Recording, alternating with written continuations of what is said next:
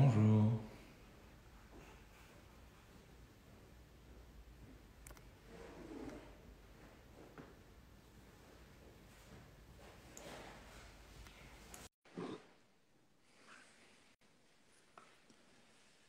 On attend Marie. Elle va pas tarder.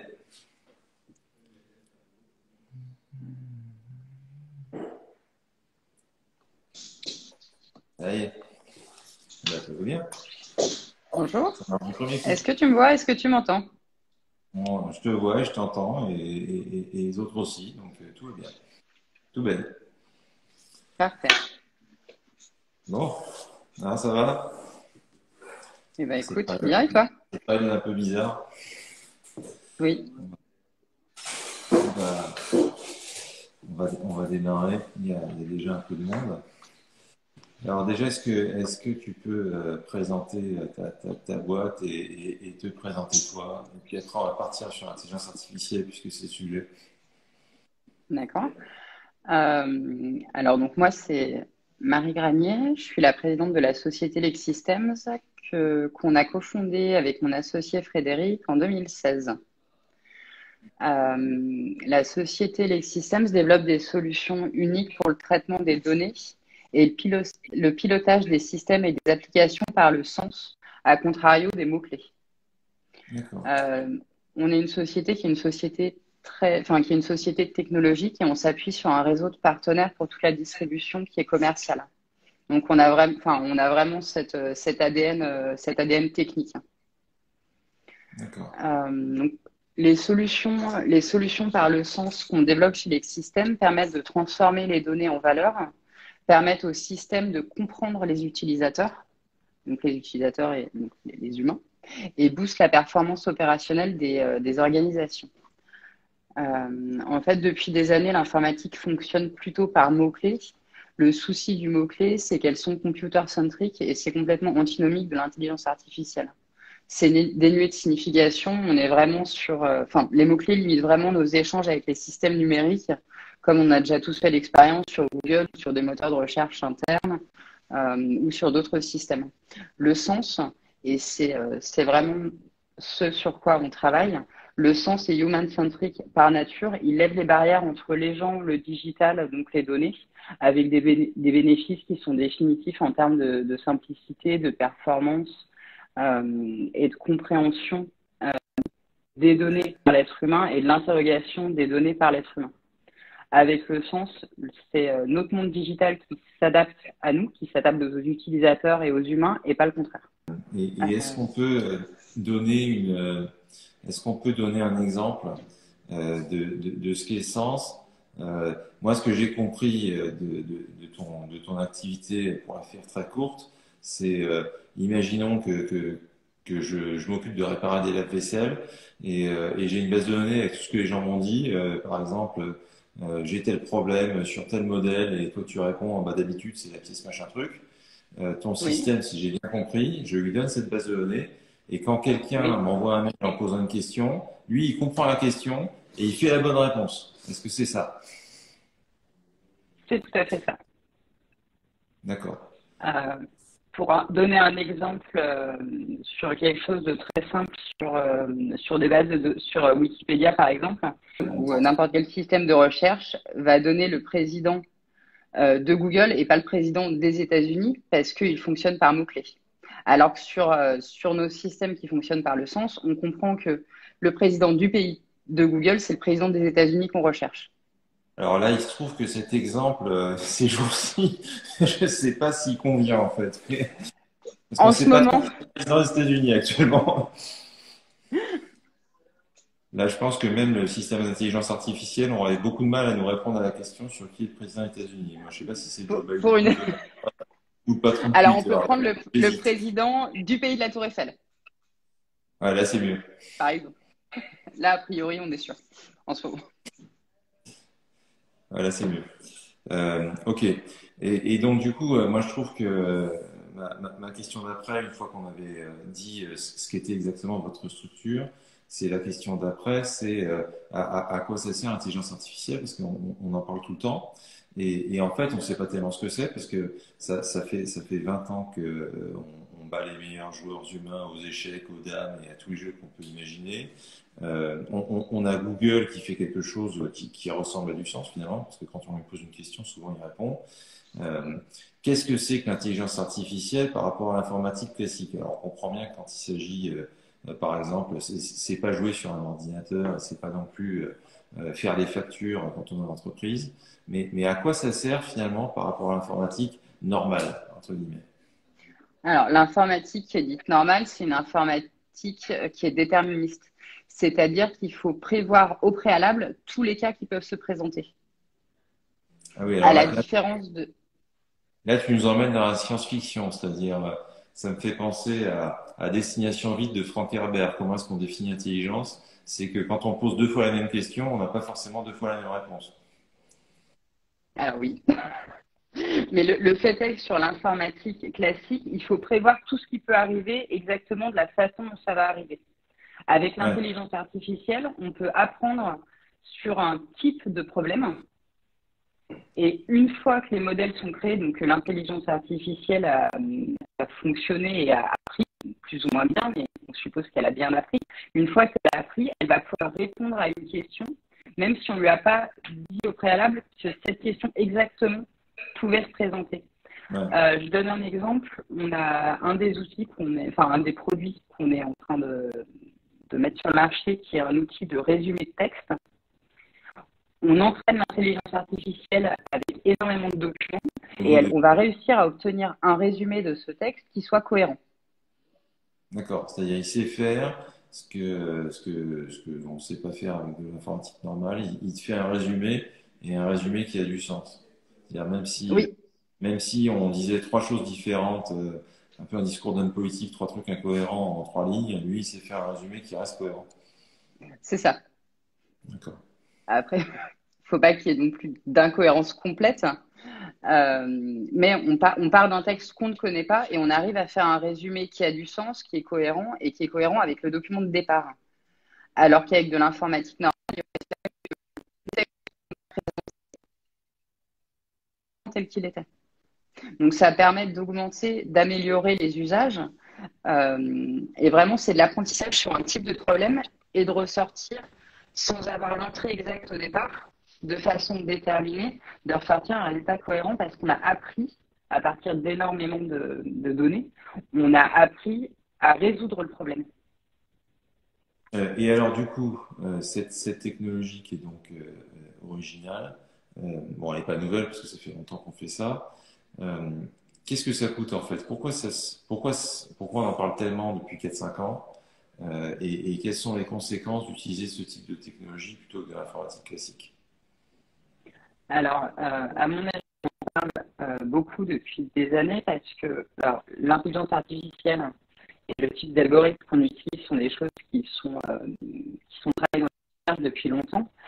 Depuis quelques années, on a beaucoup plus accès aux données, énormément de données qui arrivent, et pour entraîner l'intelligence artificielle, il faut des jeux de centaines de milliers, voire de millions de données. Et en plus de ça, D'accord. les outils de calcul sont de plus en plus performants. Et pour traiter ce genre de données en des temps cohérents, ça nécessite des moyens de calcul qui sont énormes. Parce qu'on n'avait pas ces moyens de calcul. D'année en année et de mois en mois, les systèmes de calcul, les calculateurs, tout ce qui est GPU, augmente en termes de performance. On a accès à énormément de données, ce qui permet d'entraîner et de faire des tests sur de l'intelligence artificielle. D'accord. Donc, ce que tu veux dire, c'est que c'est pas, il y a un problème de puissance de calcul, mais c'est pas Oui. vraiment le point le plus important. Le point le plus important, c'est que c'est la digitalisation de notre univers qui fait qu'il y a des opportunités d'appliquer des raisonnements, en fait. En fait, pour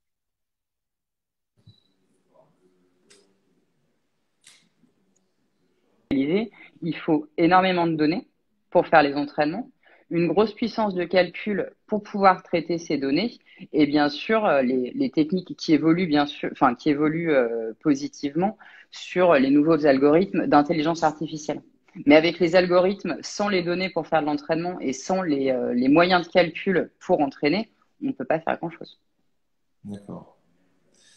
Et c'est Et, la conjonction de ces trois points qui font qu'aujourd'hui, on peut utiliser l'intelligence artificielle, l'industrialiser, la rendre opérationnelle et donc adresser énormément de problèmes, enfin résoudre énormément de problèmes dans les entreprises notamment grâce à l'intelligence artificielle. alors, du coup, qui, euh, qui sont les clients pour l'instant d'intelligence artificielle? Qui s'intéressent à ces technologies-là? J'ai pas entendu la question, ça a coupé, excuse-moi. Qui sont les clients? Les clients de l'Ex-Systems aujourd'hui? Oui, ou les clients de l'intelligence artificielle, comme tu veux, l'un ou l'autre.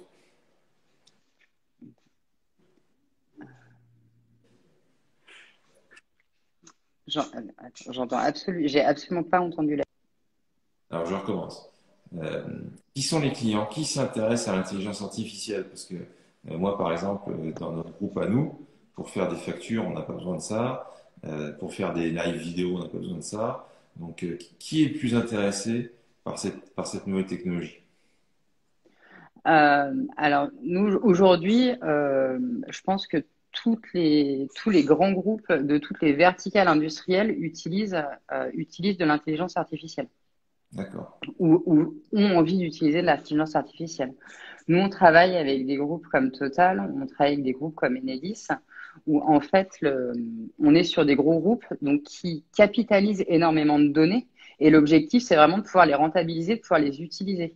Aujourd'hui, les organisations, que ce soit en France, en Europe, aux États-Unis, en Amérique du Sud, partout, les entreprises capitalisent des données. Elles collectent des données, elles les stockent, que ce soit sur des contrats, que ce soit sur des documentations internes, sur des rapports de recherche, sur sur des données qui ont été captées sur les chaînes de production.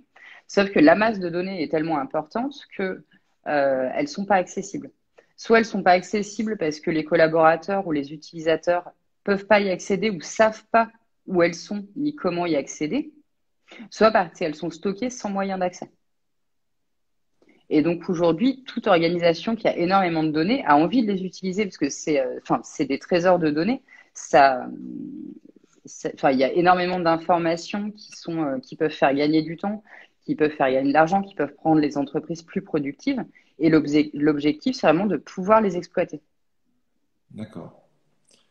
Donc, c'est une sorte de super Google intégré aux entreprises. Et alors, lorsque j'utilise ce type de technologie, est-ce qu'il y a des conséquences écologiques? C'est-à-dire, quelle est l'empreinte carbone lorsque je pose une question à un système de ce genre? Alors, j'ai pas tout entendu. Dans ce que j'ai compris, c'est que ces technologies utilisent énormément de ressources pour les passer en production. Est-ce que c'est ça la question? C'est une question. Ouais, c'est une question. Est-ce que c'est le cas? Alors, en fait, ce qui coûte, enfin, ce qui prend énormément de ressources de calcul, c'est de créer des modèles. C'est l'entraînement de l'intelligence artificielle. L'entraînement pour appliquer ce qu'on veut faire.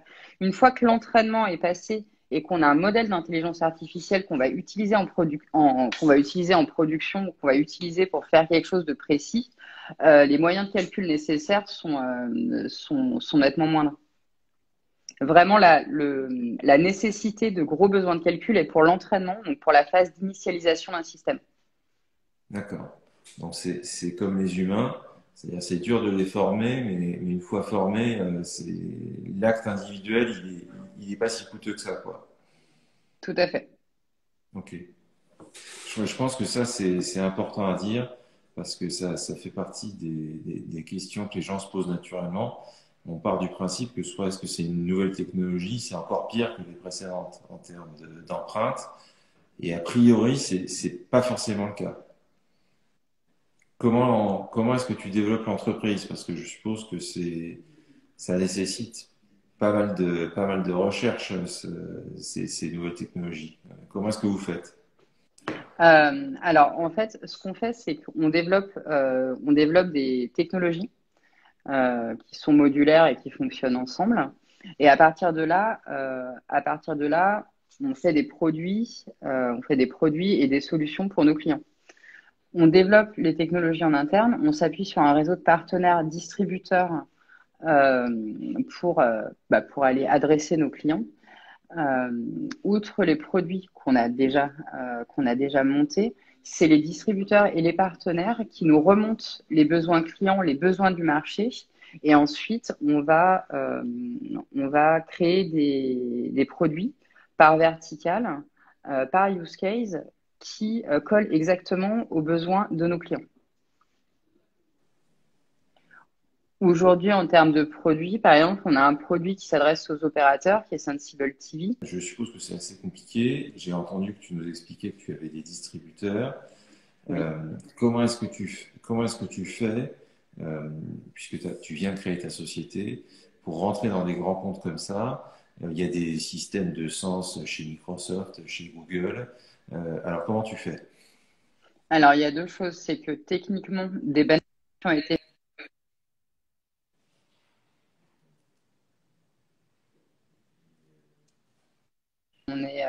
en termes de performance, on est bien meilleur. Ouais, Ce qui nous permet d'avoir une certaine crédibilité technique et de passer toutes les catégories de benchmark. Et on a eu la chance sur le début de la société d'avoir des grands comptes qui nous contactent directement. Parce qu'ils avaient entendu parler de la solution, soit par des partenaires communs, soit par des articles. Et donc, du coup, ils ont voulu tester les solutions, ils en ont été contents, ils sont passés en production, ce qui nous fait des références qui sont intéressantes pour pénétrer les marchés. d'accord. Donc, ça veut dire que vous avez des brevets. Enfin, comment est-ce qu'ils arrivent à vous connaître? Alors, on n'a pas de brevet, on a des dépôts de protection logicielle, pour le coup. Euh, Ils nous ont connus via des partenaires. D'accord. Via des partenaires, notamment des partenaires matériels. Je pense notamment à Nvidia, euh, qui est, euh, qui on est partenaire depuis la création de la société, qui nous a apporté plusieurs grands comptes, enfin, qui a parlé de nous à plusieurs grands comptes qui sont du coup venus nous voir. D'accord. C'est assez étonnant parce que, et c'est aussi pour ça que moi je fais ces lives, c'est que les gens ont l'impression que c'est extrêmement difficile de signer un grand compte, extrêmement difficile d'exporter, etc. Et les J'ai pas entreprises. dit que c'était facile. Non, non, mais euh, les gens partent souvent du principe que c'est impossible, et en réalité, ça n'est pas impossible. Simplement, il y a une barrière à l'entrée qui fait que euh, et pourquoi est-ce que Google ou Microsoft ne vous rachètent pas ou réingénierent la technique ou je ne sais trop quoi? Alors, je ne sais pas. En revanche, outre la partie technique sur les avantages par rapport à Google et que nos modèles et que nos codes sont structurellement conformes à la RGPD, à toutes les lois de protection des Ouais, données. puisque Marie nous avait présenté son groupe, nous a expliqué de façon très claire en quoi, en quoi l'intelligence artificielle était meilleure. C'est la création de données au sein des grandes entreprises et le fait qu'on dispose de machines plus rapides. Et d'ailleurs, elle nous a parlé de NVIDIA comme partenaire. NVIDIA édite des cartes graphiques 3D. Et ces cartes graphiques sont souvent utilisées pour l'intelligence artificielle. Ça fait partie des choses qui m'ont un peu étonné. C'est-à-dire en intelligence artificielle, on n'utilise pas forcément un ordinateur de la façon la plus classique. Et avec ce qu'on fait, en fait, c'est on exploite de façon plus intelligente les bases de données des entreprises. Parce que les entreprises ont maintenant énormément de données. Il y a énormément d'entreprises qui sont intéressées à ça. Et elles sont demandeuses. C'est le miracle de certains marchés, c'est que le client fait le marché tout seul. Et donc, du coup, ils sont spontanément contactés. La partie que je souhaitais aborder à présent avec Marie, c'était euh, dans la mesure où les entreprises sont demandeuses, dans la mesure où ça n'est pas nécessairement plus cher qu'autre chose, quels sont les freins qui font que pour l'instant sa société est encore une société à taille humaine et n'a pas 200, 500, 1500 employés. Ma question suivante était, alors tu as des clients qui sont demandeurs, Oui, ils sont nombreux, ils ont de oui. l'argent. Alors, Mhm. la question, c'est pourquoi tu n'as pas déjà 500 employés? On grandit petit à petit. Une des raisons, c'est que toute la partie commerciale, c'est chez nos distributeurs et partenaires qui ont ils ont les ressources commerciales, donc les gens qui font le business développement. Ils ont des gens techniques qui font la maintenance, qu'on a formés pour faire de la maintenance de l'installation. Donc toutes ces ressources-là, elles sont chez nos partenaires et pas chez nous. Et nous, on grandit petit à petit. D'accord. Et donc là, actuellement, juste pour donner une idée, euh, le système est déployé chez, que ce soit en test ou pas en test, le système est déployé chez combien de clients et vous en avez gagné combien en 2020? On n'a pas besoin de chiffres exacts, hein. Je veux dire juste x3 et on a dans 200 ou autre chose, mais quelque chose comme ça qu'on fixe l'idée. Alors sur le nombre de clients chez qui on est installé, que ce soit en test ou en production, on est sur 11 clients actuellement, 11 rencontres. Sur 2020, on n'a pas eu de nouveaux clients, on a eu des passages en production. Et D'accord, surtout, c'est sur 2020 qu'on a monté les réseaux de distribution. d'accord.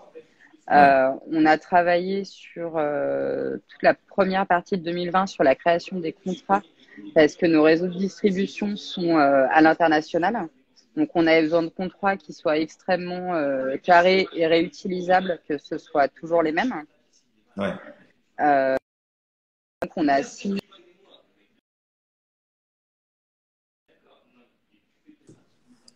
Je suis toujours là. euh, C'est d'accord. juste qu'on essaie de On, m'appeler. on a signé la plupart de nos distributeurs en juillet. Donc aujourd'hui, on a six partenaires distributeurs sur l'Amérique du Sud. On en a un en France, deux aux États-Unis et un au Canada.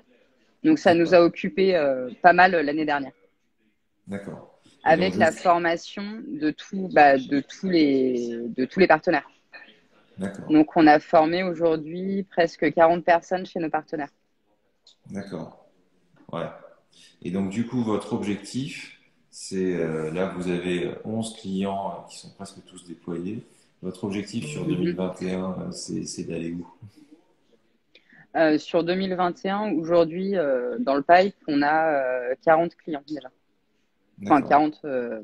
40 clients en cours d'être clients. Donc, vous vous attendez à tripler, au moins tripler sur l'année 2021. Alors, tripler, voire quadrupler, parce qu'on est aussi en cours de négociation sur des partenaires distributeurs pour adresser le Maghreb et le Moyen-Orient. D'accord, d'accord. Et alors, en termes de taille de marché, tu as dit que les gens qui étaient intéressés, c'était en gros des entreprises industrielles avec des grosses bases. Dans le Mhm. monde, il y en a combien? Il y en a 10 000, il y en a 100 000, il y en a 1000, il y en a combien à peu près? Euh, Énormément. Alors, aujourd'hui, c'est les grands comptes qui sont intéressés, notamment sur les marchés français, sur les marchés des Amériques, donc Amérique du Sud, Amérique du Nord, Amérique centrale. On cible également toutes les entreprises mid-cap. Ces entreprises qu'on a un peu moins en France, ces entreprises qui sont extrêmement nombreuses sur ces zones-là. D'accord. Donc en France, si on dit que c'est le SBF 250, est-ce qu'on dit une bêtise? Non, on ne dit pas de bêtises, on est pas mal. Donc ça veut dire, si c'est le SBF 250, disons entre 200 et 500 entreprises, ça veut dire que comme la France, c'est 1% du monde, on parle de 20 000 clients, quoi. Alors, sur le secteur industriel, Ouais, on a tout le secteur médical, le secteur juridique qu'on peut adresser. En fait, comme on travaille sur le sens et sur le langage et sur la compréhension, enfin, les technologies ne sont pas bridées à une seule verticale. L'idée, c'est de pénétrer le marché par verticale et par zone géographique, ce qui nous donne un TAM qui est absolument énorme et qui ne se limite pas à ces grands comptes industriels. d'accord. On a également, alors sur les gens avec lesquels on travaille actuellement, des ministères. Donc toute la partie organisation publique qui traite aussi énormément de données. Ouais, c'est vraiment un marché très important. Et est-ce que tu irais jusqu'à dire que les technologies que tu construis peuvent remplacer des systèmes informatiques de gestion documentaire, par exemple, à terme, ou est-ce que c'est en plus? Ça dépend ce que fait le système de gestion informatique. Sur tout ce qui est moteur de recherche, je pense qu'à terme, oui, ça peut les remplacer. D'accord. Oui, ça, déjà, rien que ça, Bon, c'est pas un aussi grand marché que ce que l'homme de la rue pense, mais c'est gros, oui. C'est vraiment gros. Et comment est-ce que tu t'es retrouvé à faire ça? Euh, qu'est-ce qui t'a pris de développer un moteur de langage naturel comme ça et de démarrer une entreprise en plus, ce qui paraît improbable parce que je crois que tu viens de la recherche à la base, donc Oui. c'est quand même c'est quand même un sacré challenge a priori. Et ben, on s'est rencontrés avec mon associé. On a beaucoup travaillé ensemble sur d'autres sujets avant de monter Lex Systems. Et on avait une vision commune de se dire, à terme, il va falloir exploiter des données. À terme, on aura besoin de langage naturel et aujourd'hui, personne ne le fait. Ouais. Comment est-ce qu'on peut le faire? Le seul outil qui permettait de le faire par le sens, c'est l'intelligence artificielle. C'est pour ça que, de fil en aiguille, on a monté Lex Systems autour de technologies d'intelligence artificielle. En fait, au départ, on voulait vraiment quelque chose qui permette le langage naturel, le sens, l'interaction entre les hommes et les données de façon simple. Euh, et donc finalement, on a monté les systems autour de ces technologies-là et on fait de l'intelligence artificielle pour arriver à nos objectifs finalement. D'accord, d'accord. Parce que j'avais eu l'impression que c'était parti de la techno et que c'était arrivé vers le client, mais c'est plutôt parti du client en fait. C'est parti d'une idée qu'on avait de sonder le marché, de techno, parce qu'on a quand même travaillé très longtemps avant de monter sur le projet, avant de monter la société. Je m'en doute. Et, euh, et donc, avec les différentes technos qu'on a développées notamment avec l'ENS de Lyon, on a monté l'Exystem. Avec au départ vraiment cette idée de langage naturel et de données qu'il fallait, bah, qu'il fallait adresser, enfin des données qu'il fallait adresser en langage naturel. Et vous êtes propriétaire de votre techno ou il y a encore Oui, une université quelconque ou une école quelconque qui a des droits non. dessus? On est propriétaire de la totalité des technologies. Celles qui viennent des labos de recherche, on les a rachetées. Donc elles appartiennent à l'Exsystems et on travaille toujours en collaboration avec certains laboratoires et on espère remonter d'autres projets de collaboration, notamment des tests chiffres avec les laboratoires avec lesquels on travaille habituellement. D'accord. Donc on peut dire que c'est un projet qui est en partie d'origine publique, Oui. même s'il y a plus d'intérêt d'État dedans. Et alors qu'est-ce que les pouvoirs publics pourraient faire pour qu'il y ait plus de projets comme le tien ou pour qu'un projet comme le tien aille plus vite? Vaste question. Pour qu'il y ait plus de projets comme le mien, je sais pas, peut-être communiquer sur sur les technos et sur les capacités qu'ils ont. Vous savez, nous, on est parti de l'idée. Ensuite, on est allé chercher en discutant avec nos connaissances, avec des chercheurs qui savent ce qui se passe, avec lesquels on travaillait pour savoir ce qui existait, ce qui était possible de faire en collaboration avec eux. Ouais. Euh, on a eu de la chance de tomber sur des personnes qui sont qui étaient chercheurs, qui étaient dans le monde de la recherche et dans le public, mais très au fait de ce qu'est le business, de l'industrialisation. Donc, c'est les gens qui nous ont énormément aidés, avec qui on a monté les contrats de collaboration, etc. Donc, ça a été un vrai atout. Mais ça passe vraiment par des personnes. Donc, pour que ce soit plus souvent, je ne sais pas comment on peut faire. En revanche, pour aller plus vite, éventuellement raccourcir tous les cycles administratifs divers et variés, que ce soit au niveau de la recherche ou ailleurs. Simplifier les démarches administratives. Parce que si on prend d'un point de vue de ce qui se raconte d'habitude en politique, on nous dit d'habitude qu'on a une des meilleures recherches du monde, mais que par contre, des pays comme l'Amérique ou comme la Chine ont une bien meilleure liaison entre la recherche et les entreprises. Mais je sais pas comment ça s'illustre. Qu'est-ce qu'il faudrait qu'on change? Puisque toi, tu es le contre-exemple, puisque tu as réussi à le faire. Oui, mais j'ai eu la chance d'avoir des gens en face. Alors, on a eu la chance de savoir ce qu'on voulait à peu près. J'ai eu de la chance d'avoir des gens en face qui étaient réceptifs et qui étaient pour les liaisons entre la recherche et l'industrie. Et puis on a été très entouré, notamment par les gens qui nous ont aidés, avec qui on a travaillé dans les deux mondes. Et c'est vraiment le lien c'est vraiment le lien qui est à faire, mais c'est une question, je pense, de personne. Après, il faudrait peut-être repenser la Tu penses que notion de recherche. tu penses que c'est essentiellement culturel Je pense ou que tu c'est penses- essentiellement culturel, oui. donc En fait, en d'autres termes, c'est ce que je cherchais. c'est pas forcément institutionnel. Non. Bah, c'est culturel et c'est la culture de l'institution française qui est la recherche. Ouais, ouais. Donc on n'a pas de solution facile. Voilà. Le point négatif, c'est qu'on n'a pas de solution facile. Mm. Le point positif, c'est que si on arrivait à changer l'ambiance dans nos institutions de recherche et dans les entreprises, on pourrait avoir un résultat rapide. A priori. Oui, je pense. Je pense que c'est une question vraiment de culture et de personne. D'accord. Bon, on a perdu 5 minutes à cause de notre problème de connexion.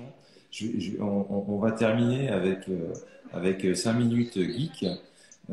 Tout à l'heure, tu nous disais que c'était les grosses bases. Euh, donne-nous un exemple.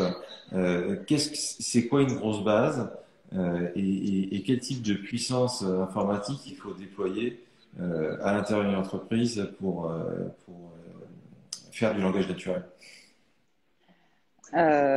Alors, je vais partir d'un exemple parce que la question est extrêmement vaste et en fonction des cas d'usage. Sans dire qui c'est, hein.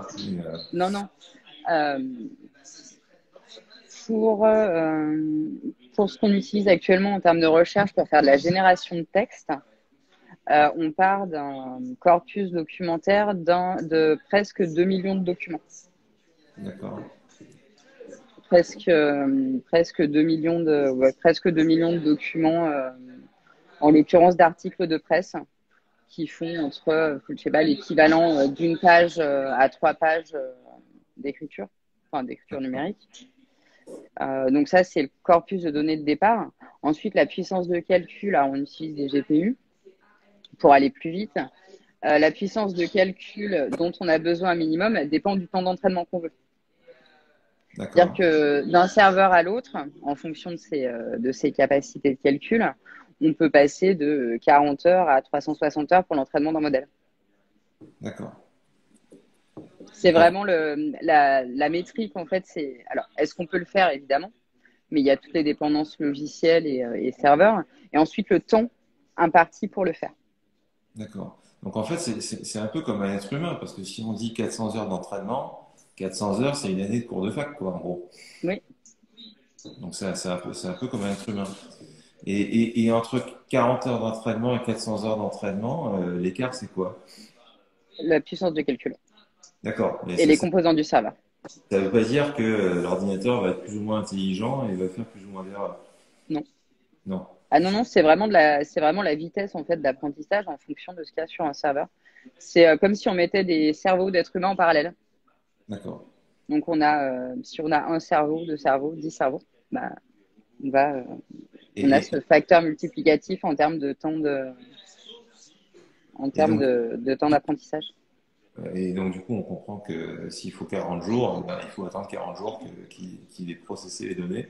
Oui. Et un apprentissage de 40 jours, ça représente combien de GPU?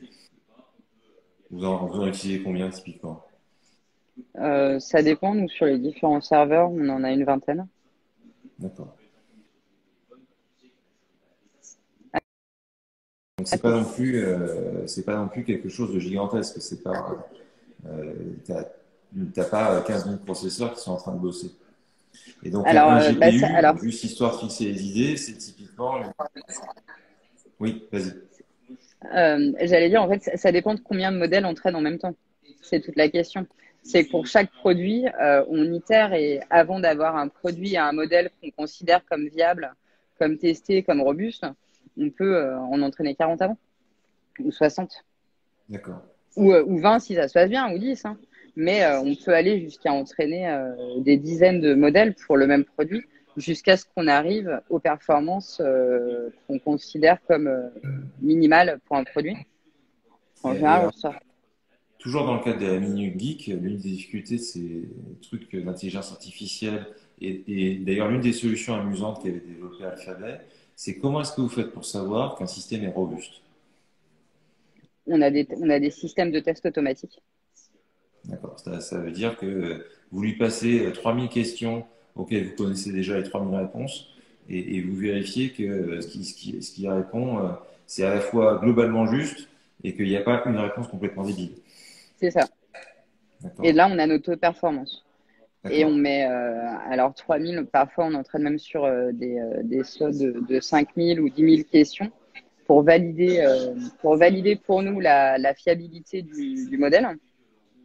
Et Ouais. ensuite, il y a toute une partie sur la robustesse du modèle qui fait qu'une fois qu'il est fait, rien ne...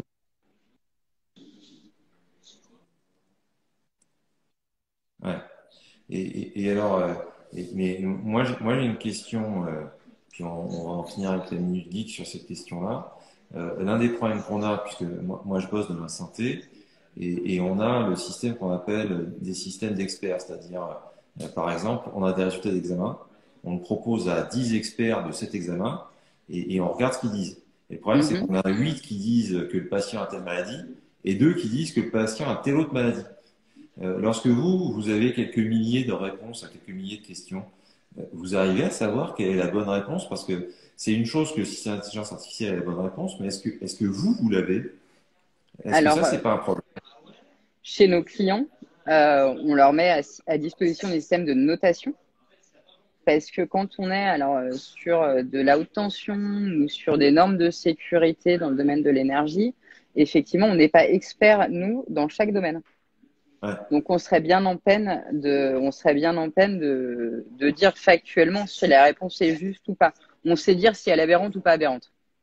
Et si on est dans le thème ou si on l'est pas. Après, il y a cette part de validation avant le passage en production par nos clients, parce qu'effectivement, on n'est pas spécialiste de la verticale, métier sur laquelle on travaille. ouais, parce que ça, c'est un des gros problèmes. C'est si on traite un problème ouvert. Parce que quand on traite un problème fermé, on peut le pré-résoudre. Mais là, on traite un problème ouvert. Est-ce que chez les clients chez qui vous êtes en prod, le système arrive à être plus intelligent que les experts du client? Alors, plus intelligent, je ne sais pas, plus rapide, j'en suis sûre, et il leur propose suffisamment de réponses alternatives pour que les décisions soient prises plus rapidement. On est sur des estimations par nos clients de gain de temps de 30% sur les sujets en général qu'on traite. D'accord. Trouver le bon document, donner la bonne réponse, eux, à leur client final, trouver immédiatement la réponse au problème ou à la question qui se pose dans l'environnement qu'est l'entreprise. On a des clients chez qui on interroge plus de 60 000 documents PDF qui font jusqu'à 300 pages chacun. Ouais. Donc, ressortir l'information opérationnelle en temps réel euh, qui est posée par le collaborateur, ça fait gagner un temps fou. Et on est aujourd'hui donc sur des taux d'accuracy, sur des taux de pertinence qui sont à plus de 93% d'après l'évaluation des utilisateurs. D'accord. Ouais, ce qui est excellent a priori, parce que Aujourd'hui, on estime qu'un être humain lambda arrive à peine à 90%. ouais, ouais. Donc, C'est ce que j'allais dire. Tous ceux qui ont appelé un call center dans leur vie savent qu'un taux de réponse de 9 sur 10, c'est pas forcément ça qu'on arrive avec des êtres humains, hein. c'est ça. Donc ça veut dire qu'en gros, si la réponse existe dans le système d'information de ton client, tu la trouves 95 fois sur 100. C'est ça. Et moi, ce qui me donne un peu du vertige, c'est que c'est réellement un système ouvert. Donc, on n'a pas forcément moyen de savoir si le système a raison, ni même comment est-ce qu'il a fait pour trouver la réponse. Ou s'il n'y en a pas de meilleur. On n'en sait rien, en fait. Alors, de façon empirique, on teste pour nos clients, c'est-à-dire qu'on commence par des tout petits volumes de fichiers quand on installe le modèle pour qu'ils puissent tester de façon exhaustive sur les tout premiers benchmarks, c'est tester de façon exhaustive. Et Ouais. ensuite, effectivement, on estime que À partir du moment où on a tel taux de réponse et que c'est exhaustif sur le premier slot de 1000 documents, qu'on n'a pas d'erreur sur le slot de 1000 documents dessus, ensuite on passe à 10 000, à 20 000, à 60 000, et effectivement on extrapole. Parce qu'on peut pas tester, enfin humainement on peut pas tester toutes les questions, et c'est la beauté de l'intelligence artificielle, et c'est laquelle on peut pas rentrer au préalable toutes les questions qui vont passer par la tête de tous les collaborateurs de l'entreprise pour laquelle on travaille, Ouais. ni de la façon dont ils vont la poser. Parce que dans la mesure où c'est ouvert, on peut poser les questions de la façon dont on parle. S'il y a des fautes de grammaire, enfin, si c'est pas fou, c'est complètement résilient aux fautes de grammaire. Et on va interroger tous les documents. Donc effectivement, de façon exhaustive, on ne peut pas tout tester. Sinon, on n'aurait pas besoin d'intelligence artificielle. Si on pouvait tout tester de façon exhaustive, on pourrait utiliser de l'informatique classique en prévoyant au préalable tous les cas qui vont se présenter. Donc, juste pour refaire une reprise, puisque tout à l'heure, je suis pas sûr que ça se soit bien enregistré, ça veut dire que concrètement, si moi, je te donnais tous les emails que j'ai échangés depuis que ma boîte a été créée, que ton système l'ingérait, je pourrais ensuite lui dire qui c'était mon interlocuteur chez Total en 2005 et il répondrait.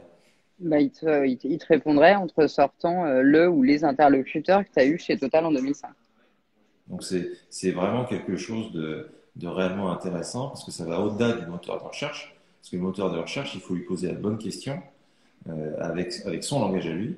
Tandis que là, on a un système qui non seulement indexe, trie et patati et patata, mais qui est capable de comprendre les questions et de faire une réponse humaine. Tout à fait. Et c'est là l'intérêt du sens, et c'est le sens par rapport aux mots-clés. C'est-à-dire que si on pose bien la question sur un système, enfin, sur quelque chose où il y a besoin que d'un mot-clé, un moteur de recherche classique va le trouver. À partir du moment où on cherche une information avec un ou plusieurs critères et qu'on pose la question de la façon dont on parlerait à un autre être humain, là, trouver un moteur de recherche qui comprend, c'est plus compliqué. D'accord. Est-ce que tu vois quelque chose à ajouter? Non, pas particulièrement. De remercier tout le monde d'avoir été là Écoute, et de te remercier de m'avoir invité aujourd'hui.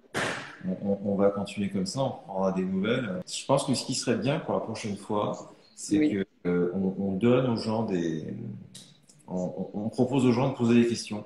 Parce que il y a vraiment l'intelligence artificielle, c'est vraiment vaste et on peut vraiment faire énormément de choses et les gens ne s'en rendent pas compte en fait. mm, Parce que c'est profondément différent. Parce que moi, ce que j'explique des fois aux gens, c'est qu'on a un monde qui est anthropomorphique. Donc c'est oui, normal qu'il marche selon nos règles à nous, puisqu'il est fait pour nous. Mais en fait, on est en train de construire un monde qui est machinomorphique. Et la techno que tu es en train de développer permet des choses qui, qui ne sont plus dans notre logique à nous, puisqu'on a pris l'habitude d'utiliser un clavier, une souris. Et en fait, il faut qu'on en ressorte avec les technologies que tu es en train d'inventer avec tout un tas d'autres. mais c'est des technologies qui ont enfin, vocation à s'adapter Ouais, précisément à l'être humain, ouais. pour que ce soit pas à nous de nous adapter aux machines. Le problème, c'est qu'on a déjà commencé, mais on va essayer de revenir en arrière. Ça, ça serait mieux. Ben, Alors, merci. Ouais, une des dimensions qui est intéressante, c'est que ça permet, enfin, une dimension sociétale qui est intéressante, c'est que ça permet de mettre tout le monde au même niveau pour accéder à de l'information, ouais. sans avoir besoin d'avoir de compétences informatiques ou autres. Pour accéder à l'information, il suffit de poser la question. Ok. Voilà. Ben, je te remercie. Et puis, Merci beaucoup. on remettra ça. Bonne Avec journée. plaisir. Bonne journée, merci.